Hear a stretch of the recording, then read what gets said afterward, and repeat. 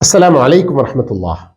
الحمدللہ، غسل کیسے کرنا ہے اور کن حالات میں کرنا ہے، کن چیزوں سے غسل واجب ہوتا ہے۔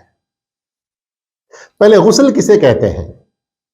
اپنے پورے بدن پر پانی انڈیلنے اور اچھی طرح نہاتے ہوئے اس درمیان کلی اور ناک میں پانی چڑھانا۔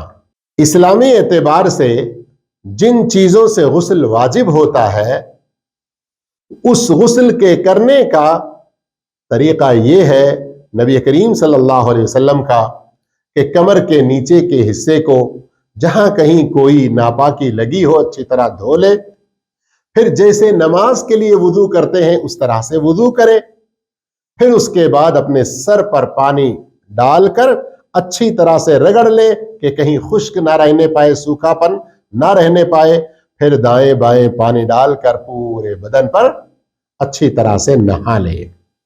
اور اگر کوئی گیلی مٹی وغیرہ میں کچی زمین پر نہا رہا ہے تو بالکل بغل میں بازو میں ہٹ کر اپنے پیر اخیر میں دھو لے۔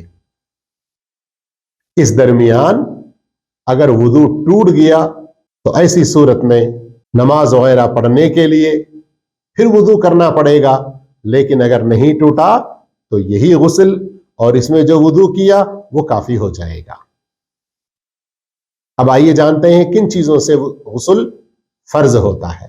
غسل واجب ہونے کا پہلا سبب شہوت کے ساتھ منی نکلنا۔ انسان چاہے سوتے ہوئے ہو یا جاگتے ہوئے شہوت سے منی نکل جائے تو ایسی صورت میں غسل واجب ہوتا ہے۔ لیکن اگر کسی کو بیماری کے سبب منی نکلے یا سخت ٹھنڈی کی وجہ سے منی نکلے اور اس میں شہوت کا کوئی دخل نہ ہو تو پھر اس پر غسل واجب نہیں ہوتا۔ اسی طرح کوئی انسان نیند میں رہتے ہوئے خواب دیکھ لیا اور اسے محسوس ہوا کہ احتلام ہوا ہے، لیکن جب اٹھ کر دیکھا تو نہ بستر پر، نہ کپڑے میں، نہ جسم میں کسی طرح کی کوئی نشانی نظر نہیں آ رہی، تو اس پر غسل واجب نہیں ہے۔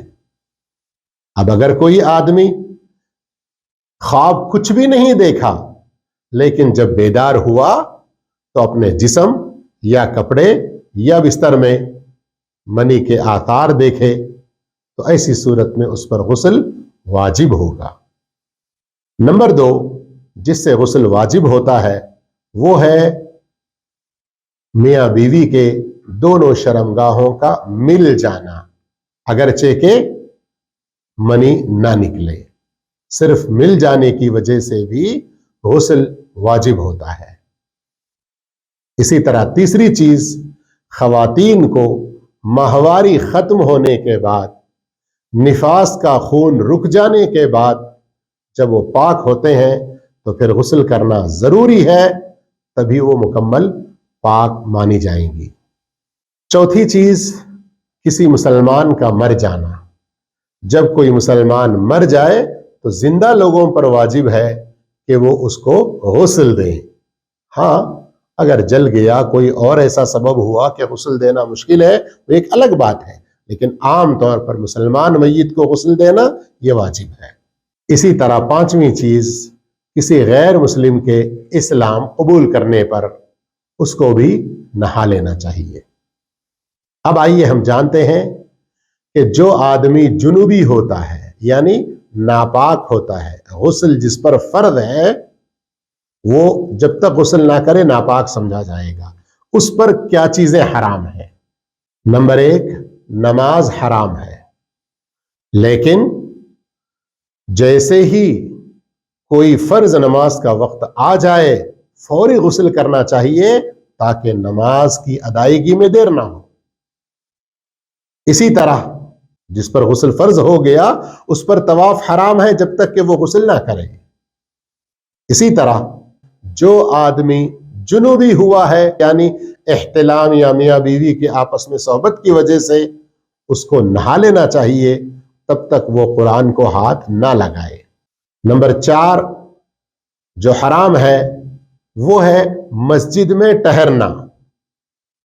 लेकिन अगर किसी मजबूरी में मस्जिद से जरा गुजर जाए या कोई चीज फौरन मस्जिद से लेने की जरूरत पड़े तो इसमें कोई हरज की बात नहीं है। या फिर अगर कोई आदमी ऐसा है कि मस्जिद ही में आराम किया हुआ है और उसे एहतिलाम हो गया और नहाने की कोई सहूलत वहां पर मौजूद नहीं है, या फिर पानी बहुत ज्यादा ठंडा है, गर्म करने में कुछ थोड़ा सा वक्त लग सकता है और बाहर कहीं रहने के लिए उसको गुंजाइश भी नहीं है, तो ऐसी सूरत में उलमा कहते हैं कुछ हदीसों की रोशनी में कि वो वुदू कर ले। वुदू से पाक तो नहीं हो जाएगा, नापाकी की हालत में कुछ कमी आ जाएगी।